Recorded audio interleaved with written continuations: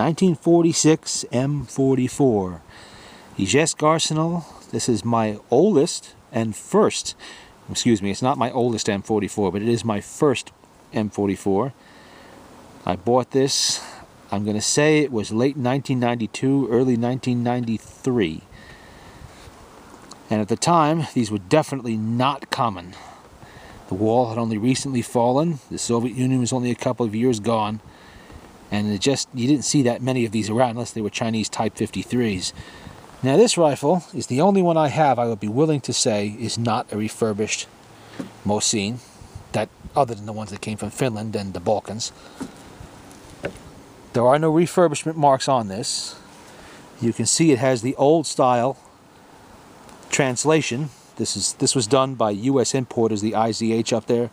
They are literally translating the Soviet symbol, you know, the Soviet writing there.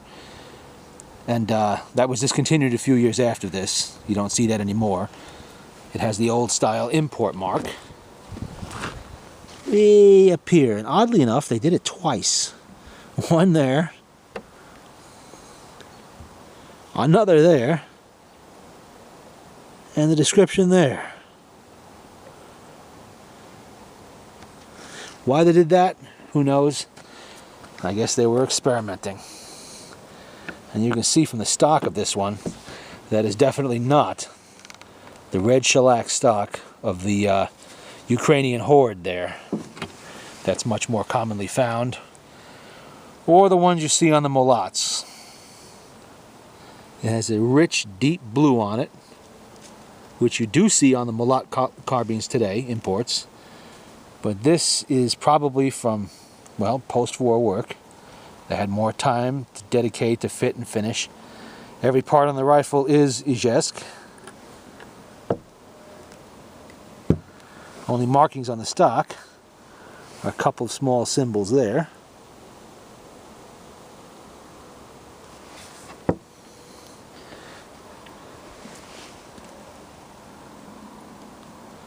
Nicely blued butt plate. A leather sling came with it.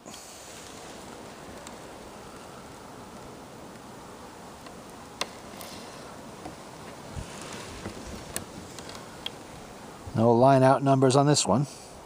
No grind marks either, where any of the serial numbers are. The bore is absolutely brand new. You can't possibly ask for better. You can ask, but you're not going to get it.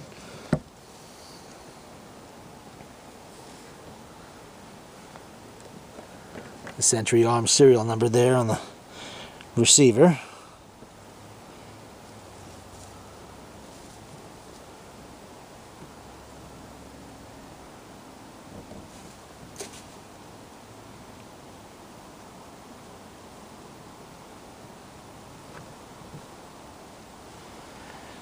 High polish on the bolt.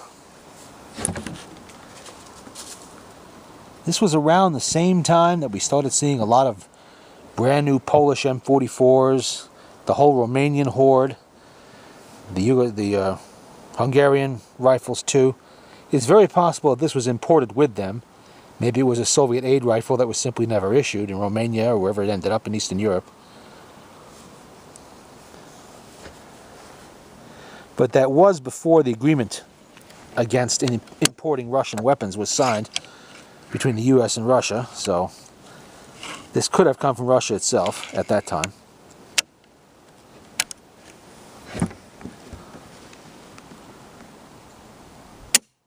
Beautiful trigger on it too.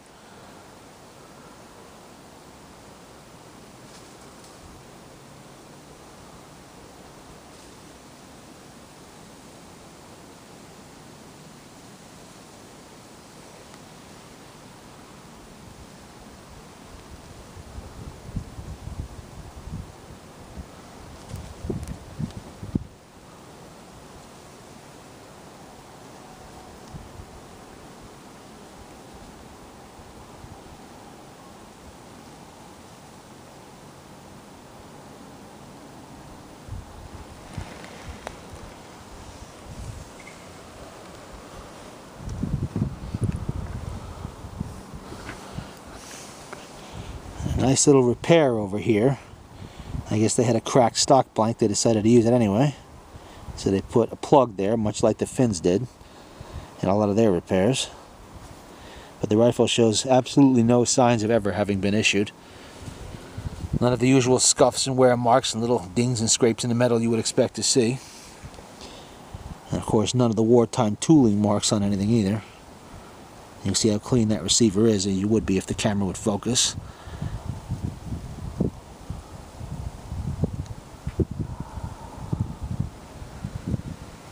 .1946. Now I have a .45 also. It's not quite as nice as this one, and it is one of the Ukraine refurb Horde rifles.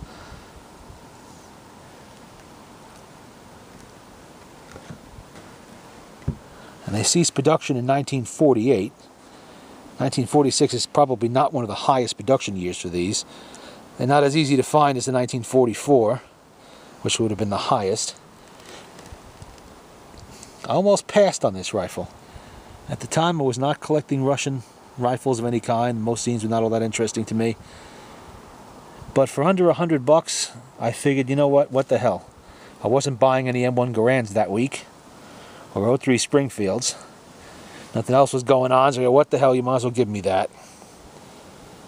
And it came, I believe, with a leather ammunition pouch and about 30 rounds of brass case ammunition, which I think I still have somewhere. I'd have to look around. It's probably in my ammunition collection. I never did shoot any of it. I eventually did shoot this, but it was with copper-washed steel case Soviet ammunition years later.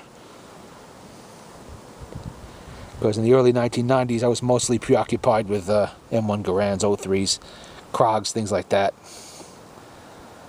The only other Mosin I bought during that period was a Finnish 9130. Finnish capture, a 1934 Izhevsk.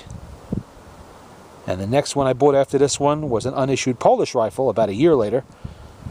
For the same reasons, I figured, you know what? For the money they're asking, for a brand new rifle essentially, can't really go wrong with that. Why not? Might as well grab it. I'm glad I did, because if I hadn't, I'd really be kicking myself in the ass today.